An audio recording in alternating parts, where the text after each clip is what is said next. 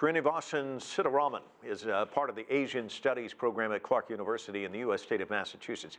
I asked him how significant these military drills are for establishing trust between these two nations.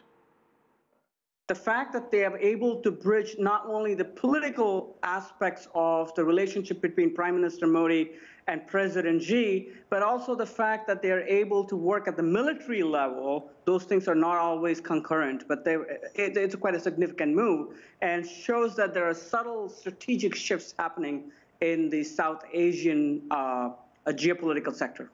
So what does this say about where these two neighbors are when it comes to border issues now?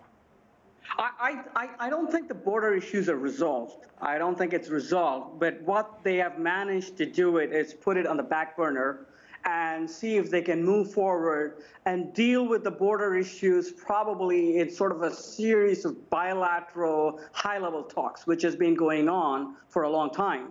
They've had rounds and rounds of talk twice a year, at least twice a year. Can we talk about areas where they might find some areas of agreement? I guess bilateral trade might be one, infrastructure deals. Talk to me about that. Well, let me sort of slightly interpret the question in a different way. I think the move between India and China and this growing friendship or friendliness is largely an outcome of unpredictability or uncertainty in the United States.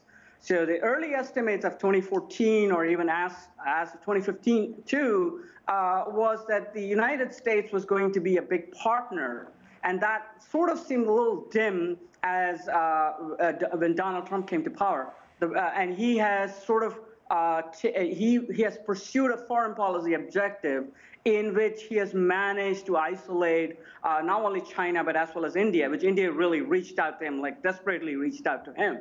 And he has not expressed the same set of love and that the former President Obama showed towards India. So what India is doing is sort of slightly pivoting more towards China and saying, look, I have to learn to deal with you, I have to learn to live with you, and I don't think I can depend on the United States that much, and I think it's an unreliable and uncertain partner. So let's cooperate, let's sort of figure out ways. So India's kind of climbing down a little bit, and China is sensing that and accommodating that. That's how I see it. There is trade between India and China. India actually runs a negative trade balance with China, and that is a political issue. I don't think there's going to be enormous movement in that area, but I think they are going to try to politically push this friendship or bilateral communication between the two countries a little bit to make it a little bit smoother. Speaking of that, State Councilor and Foreign Minister Wang Yi scheduled to go to India later this month, talking about launching a forum for high-level exchanges between these two countries. How do you see that working out? Well, India wants to get the seat in the nuclear suppliers group.